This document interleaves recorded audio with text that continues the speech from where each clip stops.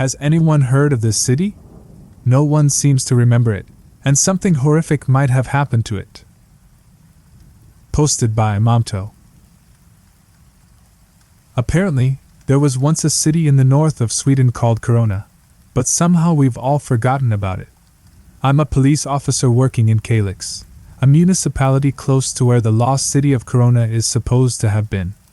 At that place, there are no signs of the city, only a dense forest. But certain details related to my own family makes me certain this place was indeed real. The entire world just forgot about it. I can't imagine how or why, but it's the only conclusion I've been able to reach. For me, this all started when 2 Romanian blueberry pickers came into my small office to report something they had found deep in the dense forest. They didn't know enough Swedish or English to explain exactly what it was that they had found, but it was immediately clear to me that it had terrified them completely. From what I understood, it seemed to involve a human corpse. Eventually, after having brought in an interpreter from the town next to mine, it was revealed that they had stumbled upon a dead child, no more than 10 years old. They led me and 2 of my colleagues, followed by an ambulance, to the location where they had found the child. The sun was setting behind a thick mist when we got there. I lit a cigarette while we left the main road and walked into the forest, to where the child was supposed to be. I felt a bit uncomfortable having to deal with a dead child, but I had handled cases like this before, some car accidents, and didn't feel too affected by it now. It was just another job, or so I thought. The Romanians stopped when we got close and refused to go any further. There was panic in their eyes, more than I expected even given these extreme circumstances. One of my colleagues stayed with them, while the rest of us continued. We soon came upon a huge boulder that had been placed there by the ice sheet that covered Europe during the Ice Age. My colleague walked around it, and a few moments later he came running back, pale as if he had seen the devil himself. He bent down and puked right in front of me. He said. It's on the other side. Holy shit. I didn't ask him any questions, I only proceeded to check it out for myself with the medics following behind me. What we found on the other side of the boulder. It wasn't natural. Half the child, a blonde little girl, was fused with the boulder just as if she had been passing through it as a ghost, and then suddenly turned into a human before she had time to exit the rock. Or, as my colleague later remarked, it was as if she had been teleported into the rock. The girl's sorrowful, dead gaze into the forest seemed to tell a story of a tragedy unknown to the living. The medics quickly shied away from her eyes in silence, horrified by the fate she must have suffered, but I couldn't look away. I've never been a religious man, but this experience made me doubt everything I believed before. And I don't just mean the bizarre way the poor girl had lost her life, half engulfed by the boulder. There was something else about the girl as well. Something that made me feel completely empty inside, just as if a piece of my own soul was ripped out of me, leaving an empty hole in my heart that quickly filled up with a sorrow I had never felt before. It was a dreadful feeling, only made worse by the strange fact that a small part of me recognized the girl. I couldn't tell from where. Her face was like the vague memory of a dream recently forgotten. We collected ourselves and started talking, trying to make sense of the situation without any success, while the medics approached the body. I tried to focus on the hard facts while we investigated the scene. The girl was wearing a pink jacket. In one of the pockets we found an odd-looking flower. Its colors were exotic and resembled the wings of a beetle, and a yellow library card with a text that puzzled us. The Library of Corona, it said. The girl had written her name on the card as well. When I saw it, my world started spinning. Isabella Lexelius, it said in the girl's childish handwriting. Isn't that your last name, sir? My colleague said. It is. I didn't know what to say or think. Well, do you know her? I don't know. No, I've never seen her before in my entire life. It must be a coincidence. That's a pretty big coincidence, sir. I didn't respond to that. There's something on the ground as well. one of the medics said. On the blood-stained moss beneath the girl, there was a notebook. It must have fallen out of her hand, the one that was hanging limply above the book. I picked it up and opened it. The pages were covered with small text, written with a different handwriting than the girl's. "Sir," one of the medics said, "we will have to bring some tools to cut her down." "Yes," I said absently. "There's one more thing," the medic said. I put the book in a plastic evidence bag. "What?" "There's too much blood." The medic pointed at the ground. "What do you mean there's too much blood?" I asked. "Beneath the boulder, sir," the medic explained. "It's impossible for all that blood to come from a child." A moment of silence, then I said, "We will have to come back here with better tools." A day later, we successfully removed the upper body of the girl and brought it back to the morgue where it was examined. We also tried to lift the boulder with the help of a crane, but it wouldn't budge. Instead, we dug a hole under it, but we didn't find any new body parts. All we could do this day was to sample as much of the blood as possible. During the examination of the body, I read the notebook. It contained the story of the city of Corona. I was convinced it was fiction, a deranged story written by the man I thought must have killed the girl, until a few weeks ago, when the forensic lab called me. I still have a hard time believing it, but they told me there's no other way. They had tested the DNA of the girl and compared it to mine because of her last name. It was my idea, since I didn't want anyone to suspect anything. We didn't think it would reveal anything, but it did. The 10 or so years old girl, Isabella, was my daughter. I was sure it wasn't possible. 10 years earlier I lived with my ex-wife and I never cheated on her and certainly didn't have any children with her. We stayed together for 5 more years, so I would have known if she had a baby during that time. And yet, there was nothing wrong with the test. Below is a transcript of the notebook. I've typed it out here in the hopes that someone will remember the city of Corona or someone who might have lived in it. Please contact me if you have any information. This is what was inside the notebook. My name is Helena Fredrickson. 5 years ago I was a different person. I was younger back then, not just in the ordinary sense but in spirit too. There was joy in my life and I had hopes and dreams. That's all gone now. I don't have that much time to write this down, but I will try and explain what happened to us, to our entire community, as well as I can. The event, as we have come to call it, occurred on July 9th, 2013. I was only visiting Corona over the day to take my niece, Isabella, to the grand opening of the Red Grove, the city's new amusement park. It was supposed to be the biggest one in Sweden, and Isabella had begged her parents to go to the grand opening, but neither of them had been able to work. So they called me and asked me to do it for them. I was their go-to person for when they needed help with Isabella, the only one they trusted. How I wish that hadn't been the case now, considering what happened. We arrived pretty early, a few hours before the opening, so that we wouldn't need to stay in line the whole day to get inside. The weather was amazing. It had rained earlier in the morning, so we had been a bit worried, but when we got to the city there wasn't a cloud in sight.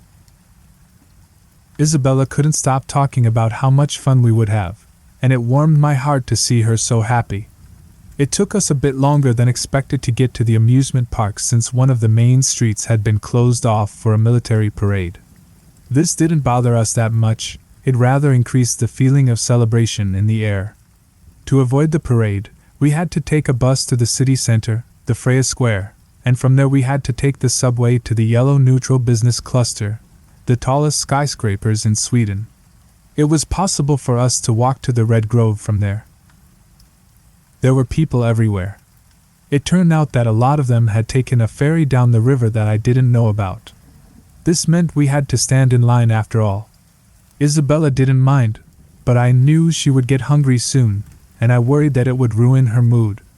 Luckily, there was a man selling hot dogs from a cart that he was pushing down the line.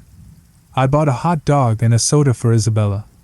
Her parents didn't really like when I bought her junk food, but a day like this I thought they would understand. The man was also selling red balloons to the children. Isabella said she wanted one. I tried to tell her that she would have to carry it around all day and that there would be more balloons inside the amusement park, but she wouldn't listen. Reluctantly, I bought her a balloon as well. At this point, no one knew that their entire lives were about to change in a matter of minutes. Isabella accidentally let go of the balloon. I feared it would make her sad, but it didn't seem to bother her that much. We looked at the balloon as it rose up into the air and drifted away. Soon, it was but a red dot against the vast blue sky. Then, suddenly, it vanished. "Where did it go?" Isabella said. I couldn't explain it. It had just disappeared. "I don't know," I said. "Maybe it popped?" But something, an uneasy feeling I couldn't rationalize, made me doubt that. Then, only a few minutes later, strong winds came from every direction. It carried a smell with it that reminded me of something rotten. "Ew," Isabella said as her long white hair was blowing in the wind. "What's that smell?" I held her hand harder. "I don't know," I said. People looked around, confused, and their joyful voices became concerned. Something was happening, but no one knew what it was. Sirens echoed in the distance, seemingly coming from the business cluster. "Oh my God!" a woman said and pointed towards the skyscrapers. "The top of the building is gone!" It wasn't that easy to see, but she was right. The top of the tallest building was gone as if it had been cut off with a knife. Isabella was too short to see it, but she picked up that something wasn't right on everyone's faces and she became worried herself. "I think we need to get away from here," I said, acting completely on instinct. "I don't think it's safe." Isabella teared up. "But the opening, aren't we?" "We will come back later, sweetheart," I said as I walked away from the crowd with her. One of the ferries were just about to leave. We quickly stepped aboard. A few others joined us, but most of the people stayed behind in the hopes that everything would be sorted out. Isabella cried, but she wasn't mad. As the ferry slowly drove away from the riverside promenade, a commotion of some kind erupted among the crowd back on land. I couldn't see what was going on, but suddenly everyone screamed in terror and tried to run towards the water. They were clearly escaping from something, but I couldn't see what it was. All I saw was people stepping on each other while they tried to jump into the river and swim away. It was a horrible sight, and I'm glad Isabella wasn't tall enough to see over the railing. Next, the sirens from the emergency alert system began blasting its eerie sound of imminent catastrophe. Everyone asked questions no one had any answers to. Most people I heard thought we were under attack, either by terrorists or the Russians. I picked up my phone to call my sister, but there was no signal. I tried with Isabella's phone as well without any luck. I soon discovered that no one had any signal.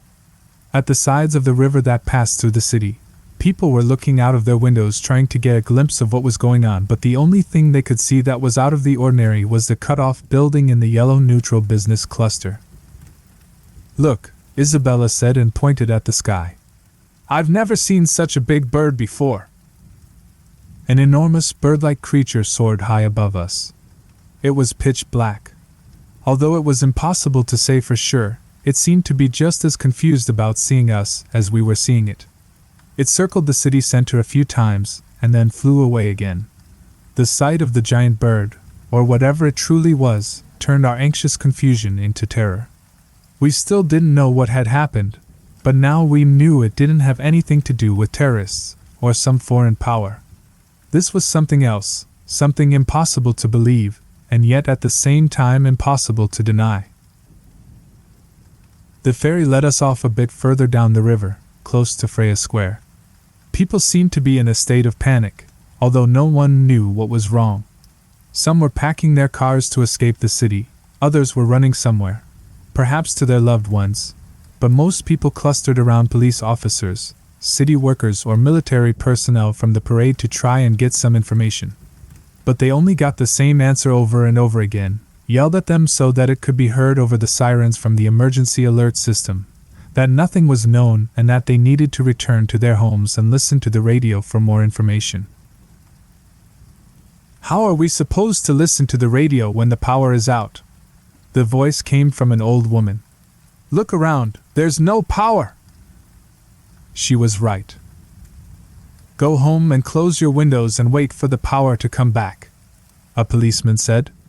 "We don't know what is going on, but the safest thing to do is to follow the procedure." He was interrupted by something happening a few meters away. The first person who had tried to leave the city, a man on a loud motorcycle, had come back. I was carrying Isabella, comforting her at the same time as I tried to hear what the man on the bike was trying to tell everyone. I pushed through to get closer to him. He walked to the center of the square and climbed up on the foot of the statue of Freya. Few people believed him, but everyone that had seen the creature in the sky had no doubt he was telling the truth, however impossible it seemed. "There's no way out," the man yelled. "The main road cuts off at the edge of the city and there's only jungle. I can't explain it. I'm sorry, but it's true. We are surrounded by a dense, thick jungle and there's no way around it." "Then it's true," a policeman whispered to himself next to me. "For the love of God, it was all true." I asked him what he meant. First, he didn't want to acknowledge my question, but when he saw my confusion and tears in my niece's innocent eyes, he turned to me and said quietly, "Before we lost contact with the helicopter that was surveilling the parade, the pilot said something that simply didn't make sense. He was crashing. Something had cut off his rotor blades. And he said that it all had changed somehow. The view had changed. Before he hit the ground, he yelled that he had seen a jungle to the west and an ocean to the east." More and more reports came in, and even though it was impossible to tell rumors from facts, they were all telling the same story. The entire world around the city had been replaced in an instant. The city was the same, but the sky above it wasn't. Eventually, the screaming sirens went silent. The cars stopped beeping their horns and the cacophony of voices died out. An uncanny silence fell over the city. The feeling was beyond unreal. I didn't know what any of this meant. I tried to explain it to my niece, but she was only 5 years old, and she couldn't understand. She wanted to go home to her parents, and I didn't know what to tell her. She was tired and needed rest, so I went to a hostel nearby and paid for a room. Soon, the economy of the city would collapse, but for the first few days in this new unknown world, people still accepted money as payment. What followed was 5 years of unending trials and hardships, a continuous battle for survival with no hope for help or rescue. It started during the first night. The sun, identical to our own yet new and strange, sat due north instead of west and was replaced by unrecognizable stars covering the entire sky. As I looked up at them from the small window in our room, I didn't feel awe, but rather I felt completely lost. The strangest feeling during all these years must have been the paradoxical sensation of familiarity on the streets mixed with the awareness of total displacement. I think this was partly why people kept close to the city center, to drown themselves in the illusion of being home, even though they knew, deep down, that they couldn't escape their fate as stranded in the unknown. Then, as I leaned out the window, I heard the sounds. People screaming, gunshots, cars driving madly through the streets without anywhere to go, and the occasional odd howling that made my blood run cold. I never saw anything of what happened that night, but it changed the population, more than 2 million people, forever. I closed the window and hid behind the bed with Isabella. She wanted to cry for her mother, but I kept my hand over her trembling mouth. The next night was calmer, probably because no one dared venture outside. During the days, I soon realized the threat didn't come from the unknown jungle outside of the city but from the people within it. It was impossible to tell how much crimes were committed, but given what I saw with my own eyes, looting, robberies, and even murders, I figured the rate of crime must have gone up by a lot. However, it wasn't total anarchy. The police and the few military units that had been in town for the parade kept some vital order to the community. Since ordinary people didn't have guns, the police and the military wasn't threatened by the average citizen. A leader stepped forward, the man on the motorcycle, and after a few weeks, everyone seemed to cooperate peacefully. The food that was left in the stores were mostly distributed fairly, and everyone that could work seemed to do it without hesitation, even I. The scientists that had been working at the university at the time of the event couldn't figure out what had happened, but with the help of hundreds of citizens, they managed to build a small nuclear power plant that could return electricity to the city. I mostly helped out with that project. I didn't know anything about nuclear physics, but I did what little I could. It was amazing what we were capable of as a people, and in all my dreadfulness a feeling of pride grew in my chest. Although, our time in this world wasn't simple. Far from it. Aside from my personal problem with keeping Isabella healthy and safe, which I succeeded with although she never felt safe, there were 3 major problems that kept growing larger for every week. The first one was the food and water situation. Some people had managed to grow wheat and potatoes in parks and on soccer fields, but it wasn't enough. We were running out of food and water. It did rain from time to time, but very few people felt safe drinking the rainwater. To battle this problem, and to find solutions to some other problems as well, expeditions were sent out to explore the jungle. These typically ended the same way, that is, with no one coming back. Only once or twice did someone manage to return to the city, but they weren't themselves anymore. It was as if something in the jungle had captured their souls and let their bodies walk back unscratched. The second problem was nature. It seemed to have spared us the first couple of months, but soon after we got the electricity back it turned on us. It took a while before I saw it with my own eyes, but seemingly at random, mysterious creatures entered the city. Sometimes they just walked right through it, never to return again. A policewoman, one of the new recruits, told me that she had followed a naked blue child as it solemnly walked into the city and then back out of it again. At other times, indescribable monsters wreaked havoc on the streets, killing as many people as they could before returning to wherever they came from. At one point, and this I actually saw for myself, an enormous centipede, pure white with hundreds of red eyes, suddenly appeared from a manhole. It quickly climbed up against a building, as if it knew exactly what it was doing, and entered one of the windows on the top floor. Next came the screams from the people inside the building. A few escaped, but everyone else inside were ripped to shreds. Only after about 5 minutes did the centipede exit the building from the entrance, its white segmented body stained with blood, and returned down the manhole. These attacks, as they were called, aroused fear and panic in all of us. Although it didn't happen that often, it happened often enough for everyone to be on edge all the time. The third problem also didn't become noticeable until later. It was a problem of health. There was no pattern to who was affected or not, but some people, probably no more than 1%, got sick. It started out like a fever and slowly progressed with nightmarish mutations randomly hitting the body.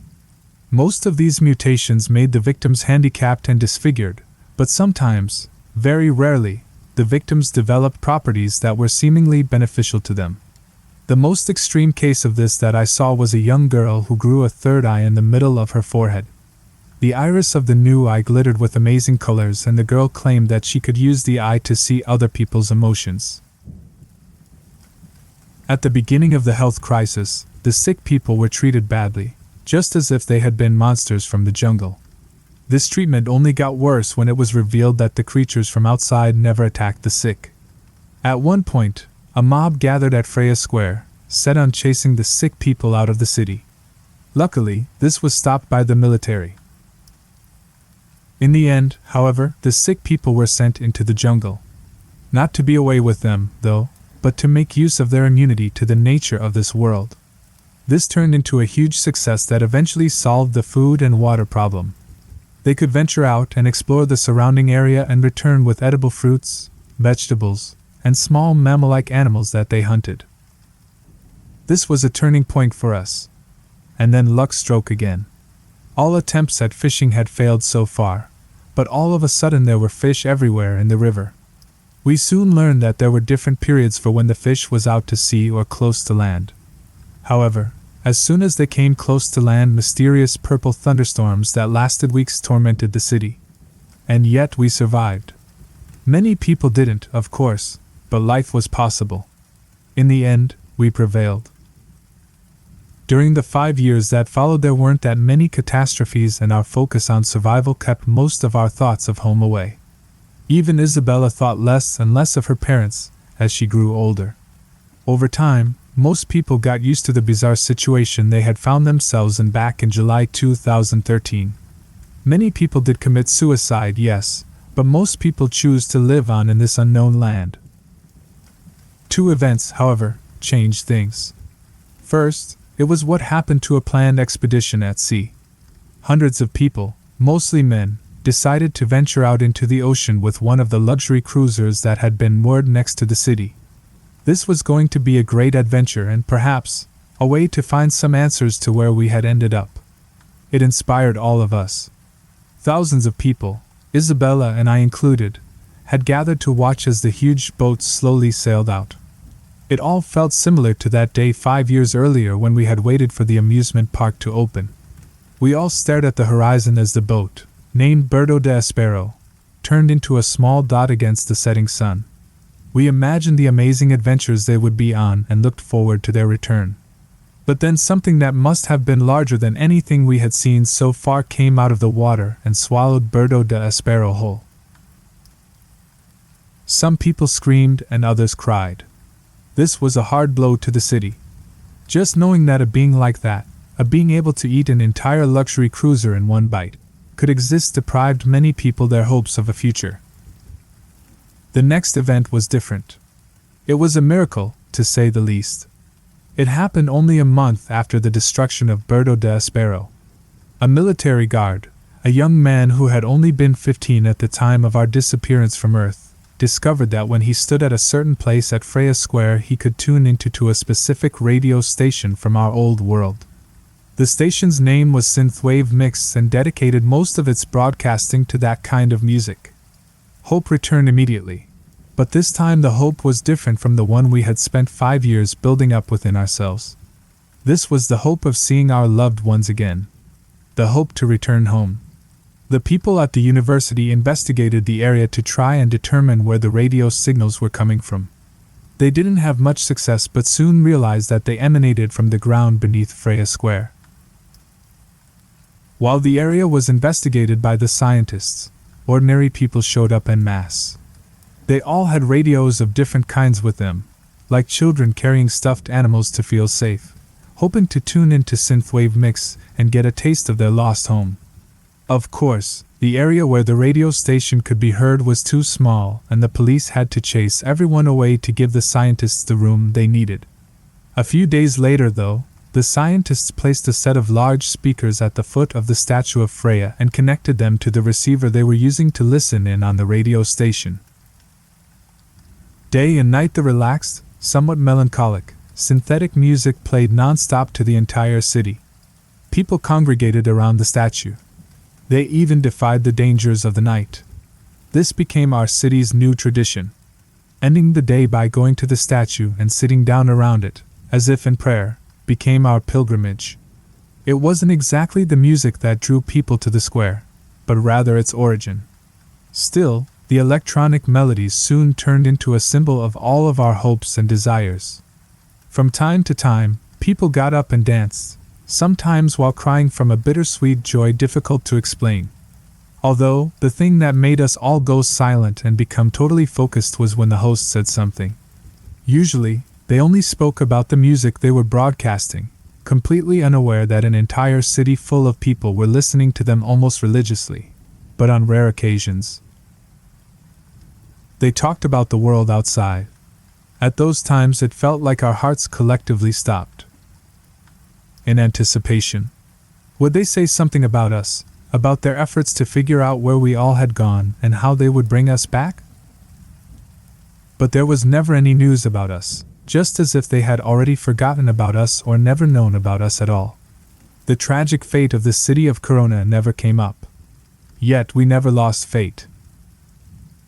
It took a long time, and now I'm getting closer to the present day, but eventually, the scientists decided that it would be worthwhile digging a large hole right where the radio waves seemed to sip out of the ground. This was no easy task, and neither was it safe. The work took weeks. Again, we all helped. No one really knew what exactly we were looking for. We only knew that it was something. When we reached the bottom, where the rock was too hard to dig through, a mountain of dirt covered the entire square. Our efforts hadn't been in vain, we discovered. Right beneath the place where the radio waves had been picked up, there was a small hole in the bedrock. People were asked to back away from it while the scientists investigated it. First, they tried to measure how deep it was. This took some time since it was hard to find a long enough rope. In the end, it was estimated to be about 700 meters deep. Next, some equipment was sent down tied to the end of the rope, and to everyone's surprise, everything that was sent down was swallowed by the hole. Of course, no one knew where it went, but we all thought the same thing. That, somehow, it had returned home. It was a reasonable assumption given that the only thing coming out of the hole, the radio waves, came from Earth. We all rejoiced in this discovery. More experiments were done, and although some questions remained unanswered, the consensus, even among the scientists, was that the hole really was a portal back to our own world. There were two large problems that needed to be solved, though. The first was the safety. Every time something tied to the rope disappeared at the bottom of the hole, the rope was cut off, just like the skyscraper 5 years earlier. This meant that it was possible that whoever entered the hole would be cut off as well. However, this problem was solved pretty soon. By tying a camera to the rope, connected to a screen above ground, it was discovered that the rope was only cut off when pulled back. As long as it wasn't pulled back, the screen still received signals from the camera. The camera never recorded anything other than darkness on what was assumed to be the other side, but since it continued to work until the rope was pulled back, this didn't seem to be such a big problem. After all, some technical issues were expected under the circumstances.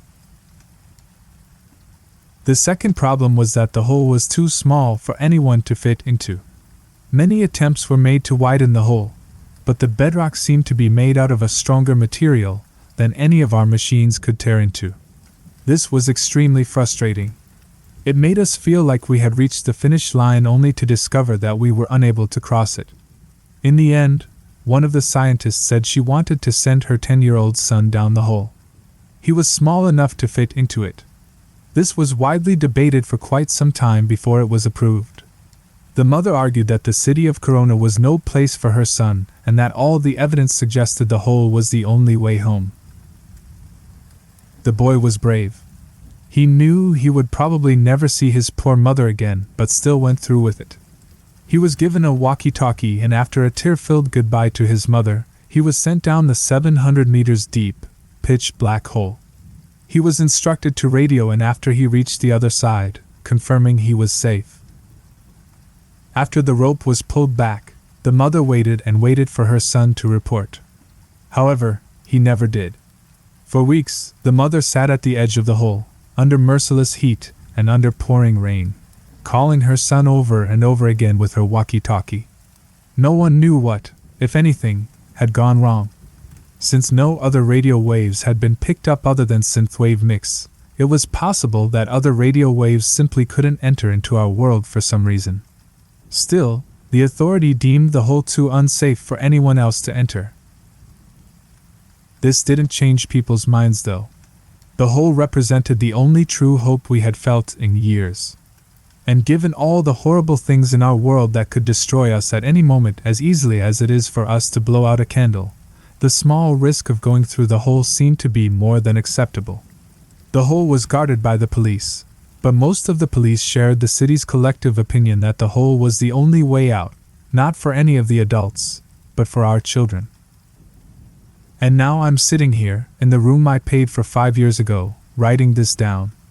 During the last few weeks, many parents have been sending their children down the hole at night. This world is truly no place for them. Although they could survive, they deserve better. Hence, like many others, I've decided to send Isabella home. When I told her about it, she looked at me with a happiness in her eyes I hadn't seen since we were transported to this dreadful, God-forsaken world. I've been writing this all day now. It's my testimony to what happened to Corona. I will give this notebook to Isabella. I'm sure she will be able to give it to her father. Somehow, I know it in my heart that she will find her way home to her parents. Soon it will be dark and I will bring Isabella to Freya Square one last time. I'm sorry it took so long.